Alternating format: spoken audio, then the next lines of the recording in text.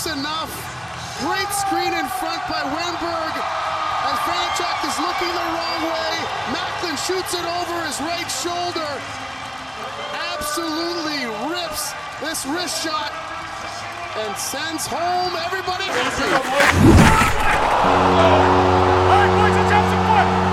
What is up, YouTube? Sharks win. They brought me back. Look, read right there. Celebrini completes hat trick in OT. Sharks recover to beat the Utah Mammoth. The Sharks did the damn thing, and I'm back. I'm back. I didn't really go anywhere. Kind of been here the whole time, just haven't been making videos. But I'm here now, and we're going to talk about this game. Max scoring a hat trick the same night Connor Bedard scores a hat trick. I felt it was necessary for me to jump on here and give you my quick thoughts on this game. Now, if you've watched my content in the past, I like to do a lot of different things. And if you've been here, thanks for hanging out with me and sticking with me on this. I'm just going to talk about the Sharks game tonight. I'm going to make a lot more videos in the future now that I've kind of started feeling better about myself and what things have been going on in my life. If you want to know what's up, check out the post I made on my page. You can kind of go read what I've been doing. But that aside, I'll get back to making the fun stuff. If you didn't watch my Four Nations video, go watch that, man. That took me a hell of a long time to edit. Where's the views at, man? I know Four Nations is old news, but go watch that shit, all right? Took some time. I'll get back to making stuff like that. But tonight, like I said, tonight we're talking about the Sharks. We're talking about Macklin motherfucking Celebrini, boy. The hat trick that had to happen the same night that Connor Bedard scored a hat trick. Now, Max scored 2 goals 6 minutes into the game. Had he got a hat trick in the first period, I think all of hockey Twitter, the hockey sphere, whatever it is you want to call it, the hockey minutiae, the meta world, whatever, it would have went nuts had Max scored in the first period, got a hat trick in the first period, but it didn't happen, so it's whatever, you know. I'm a Shark, so I'm going to watch regardless, but it would have been crazy had he done that way. Like I said, we're going to talk about this game. I'm going to give you my quick thoughts. I'm not going to go over every single little thing about tonight's game because I'm still getting used to doing this again, pressing all the buttons, the levels, and all that shit. I just want to jump on here and give you my quick thoughts on this game. So let's do the damn thing. All right. Celebrini completes hat trick. In OT, Sharks recover to defeat the Mammoth. Recover. Strong choice of words, but also probably the right choice of words. Now, if you're a Sharks fan, and I hope you are, you probably know exactly what they mean by this because you knew when that second goal from Peterka went through after it bounced off the glove right here and then hit the pad of Ascarov and went in the back of the net. You got that same feeling that I got. Was like, God damn it, not again. We're back to this shit, not again. But there was a little glimmer of hope. We knew Macklin Celebrini had 2 goals. We knew the Sharks were capable of coming back. We knew John Klingberg was sitting in the goddamn press box way up yonder. And we were like, you know what? If Nick Leddy can just be chill and not let stupid shit happen, we have a chance at this game. Nick Leddy did one good thing for me tonight. One good thing. He might have done it for you too. He held the puck behind the net for 18 seconds so we can go to overtime. So Macklin Celebrini, this Macklin Celebrini, can score the hat trick in OT and we can win the game. That was the only thing I could say positive about Nick Leddy. Maybe you have other thoughts. I don't know. That's the only thing I cared about. But yeah, that old feeling of coming back and, oh no, we're going to lose this game again late in the third period. That was a real feeling, and I know you felt just as much as I did. Anyways, like I said, Macklin Celebrini scores 2 times in under 6 minutes in the first period. Peterka, he gets his 2 late in the game. When he get the first one, was it third period? I can't remember. It was the third period. Yep. Don't want to relive that one for right now. We talked about it already. with Macklin Celebrini. GWGNOT. Thank you very much. Let's hit Santana Row. Let's go Los Gatos. Let's do the damn thing. Actually, those boys are still too young, but hey, who knows? They might know somebody. Yeah.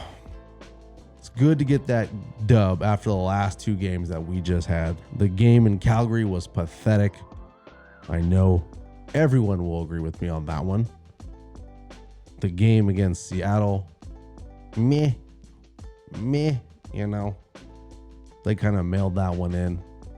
I don't know if it was just the drainage that from Calgary to Seattle just didn't help the boys at all. But tonight we needed this game. We needed this game against a good opponent too. We couldn't win a game, or we shouldn't have won a game against a shittier opponent. We needed to play someone good to show that we can beat someone of decent caliber, and we did that tonight. Now, I will say two things I've already said. Nick Leddy didn't do anything crazy. John Kleinberg was in the press box eating popcorn and drinking his whatever the hell it is. There's one player that I have to bring up in this game, and it's been a player that's been bugging me. Maybe he's been bugging you, and it definitely showed tonight in the lineup. The play of Tyler Toffoli as of late has been god-awful. To me, he seems like the drunk uncle who's going through a divorce, who just wants to be with the boys and party, and at the same time collect the paycheck. To me, he hasn't earned top line minutes, and that is the reason he was bumped down in the lineup, and he's been bumped down in the lineup. He does not deserve to be playing on the first line anymore the way he's been playing right now. His back checking's been lazy. His forechecking been lazy. He hasn't really put up any points whatsoever. I mean, he's got a couple assists here and there, mostly on the power play. But man, Tyler Toffoli, where is he? Where'd he go? I don't know. And frankly, I don't really care. I don't care about the freaking the milk and cookies line, the sleepover. I don't want to hear that shit. That's over there. I don't care for that. If you care about that, maybe you need to, I don't know, do something else. I don't know. But that's some childish shit. I want players that can play with these kids. And Kurashev can play with Will Smith and Macklin Celebrini. Tyler Toffoli definitely has some experience. He definitely helped foster the rookies last year. Max got it. I don't think he doesn't really need much. If he needs anything else, he's definitely not gonna get what he needs to be the player that we know he's going to be in the future from Tyler Toffoli. Who he's gonna get his juju from or his mojo from, it's not gonna be Tyler Toffoli. Tyler Toffoli's got a cup. Yeah, that's cool. That was in the past. Whatever. Mac needs to rein it in with some other players. I'm not saying Kurashev's going to give him anything, but he can keep up with them. He can keep up with Will Smith. If I'm Warsofsky, I am fanning that flame. That's what I'm doing. I'm like, go ahead, boys. Go do your thing. We'll deal with drunk Tyler, lazy Tyler over here on the side. Bumping him down the lineup. That's perfectly fine with me. Second line, third line, fourth line, I really do not care at this point. I am over this Tyler Toffoli, this current Tyler Toffoli. If he wants to come back, play better, get in a little bit better conditioning, show me that he can back check, forecheck, and do the other small things that we need him to do, I'll be happy with it. But other than that, don't care. The one player that I will say who's been killing it for us as of late is this little known Russian kid over here making a bid for the Calder Trophy this year. I'm not going to say he's going to win it. I'm just going to knock on wood over there. Yeah, he's been playing great for sure. He's been playing a hell of a lot better than he's been playing when he started the year. That's for damn sure. finishing up tonight with a .923 save percentage, 2 goals on 26 shots. Again, a little puck luck there towards the end of the game, but they don't ask you how, they ask you how many, and he's got his win tonight against the Utah Mammoth. Definitely impressed with his play, just like all you Sharks fans. I mean, I've never played goalie, but I can tell you this, I've watched crazy amounts of hockey with all the goalies. I can go back a lot of years, and I can tell you right now, the way he was playing at the beginning of the year, he was not hugging his post. His positioning was off by like a little bit. He still keeps playing the puck a little bit more than I'm comfortable with, but so far it hasn't come back to bite us in the ass. Hopefully it doesn't.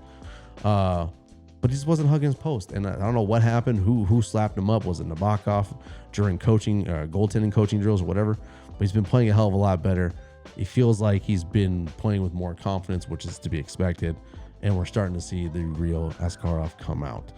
He's made some crazy little saves, nothing crazy flashy, no freaking ESPN top 10 saves, not yet, but he's made the small positional saves that have gotten us dubs and kept us in the fight. So Ascarov, I think he got the second star of the game tonight. Well deserved, but again, like we all know who was star number one, young Mac, soon to be captain Macklin Celebrini. The kid sitting on my desk right now, there he is, and I gotta put that shit away. Mac killing it again, hat trick tonight. Connor Bedard, hat trick tonight. The future of this league is insane. If you haven't been here, welcome. You're seeing the new Steph Curry enter the league right now. All right, I'm just gonna put it at that. Where's he at in the stats? Oh, he's only tied with some kid named Connor McDavid. He's never won anything other than I'm just kidding. Obviously, you know Connor McDavid, and then Connor Bedard. But young Mac right there behind McKinnon. McKinnon's on a crazy run. I will talk about McKinnon in another video about the league at some point. But where Macklin Celebrini is where he belongs, at the top of the league. Team Canada might be calling him. Who knows? We'll see. Also, I got one question for you guys really quick. And I want you to leave me a comment on this, all right? If you're a USA hockey fan, and it's USA in Canada in the gold medal game, what are you gonna do as a Sharks fan, or what do you think you're gonna feel if Macklin Celebrini scores the game-winning gold medal goal if you're a USA hockey fan who's also a Sharks fan? I thought about this the other day, and man, great for Mac, but I'm a huge USA hockey fan. That would just crush me. But let me know down in the comments what you think, how you would feel if something like that happened. Looking at the standings, Sharks, we were in a playoff spot a couple days ago. Obviously, we're not there after the 2 stinkers that we just put up against Calgary and Seattle. Are we too far back? Can we make the push again? Yeah, we definitely can make the push again. We're only, one win behind. Let's call it a game and a half behind the Seattle Kraken. Now that's if Minnesota and Edmonton loses, and we jump them in the standings, and then we're right behind the Mammoth. Again, the Mammoth are right there. They're scratching a playoff spot. So tonight's game, again, good opponent. We need to win against a good opponent, and we did. Or a opponent that can compete, not like some of these bums at the bottom of the league. I would say Calgary, but Calgary beat us, so we should have had that one too. We would have been up there had we beaten Calgary and Seattle.